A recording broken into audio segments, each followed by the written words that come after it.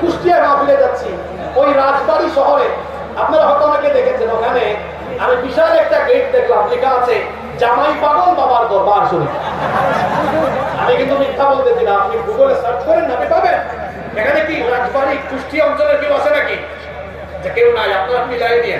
তো আমি গত বছর যাচ্ছি, আমি এটা দেখে গাড়ি দাঁড় করায় ছবি তুলছি। ছবি তুলে আমার নামে একটা ফেসবুক পেজ আছে, সেখানে আপলোড করে ক্যাপশন লিখেছি, আমি রাজবাড়িতে জামাই পাগল বাবার দরবার পেয়েছি। আমার মনটা জানতে চাচ্ছে, বাংলাদেশে কোথাও কি বউ পাগলের কোনো দরবার টরবার আছে নাকি?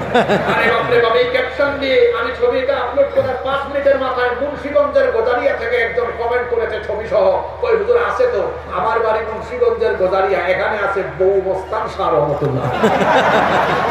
আশ্চর্য দেশ আমাদের, এখানে জামাই পাগলও আছে, বউ পাগলও গেদাসা, বুলাইসা, গেদাসা, লেংদাসা, ওই চট্টগ্রামে আছে দানজাল মাজার, বদনাসা, লেংদাসা আছে না নাই? আছে।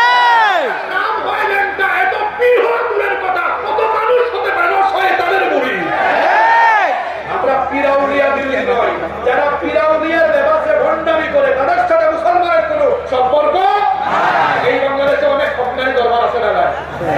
আছে সারসিনা, বাংলাদেশে আছে ফুরফুরা, আছে বাইতুল শরফ, আড়াইবাড়ি দরবার, চরমুনাই, উজানি, বিভিন্ন আরো আমাদের নাম জানা না জানা অসংখ্য হকানি দরবার বাংলাদেশে আছে না নাই? যারা হকানি রব্বানি ওলামা মাশায়েখ পীর মাশায়েখ আছেন, তাদের সাথে আমাদের কোনো দুশমনি নাই, বরং আছে বন্ধুত্ব, আছে ভালোবাসা, ঠিক কিনা? এই আড়াইবাড়ি দরবারে আপনারা সাজদা রেখেছেন? কথা বলেন না কেন?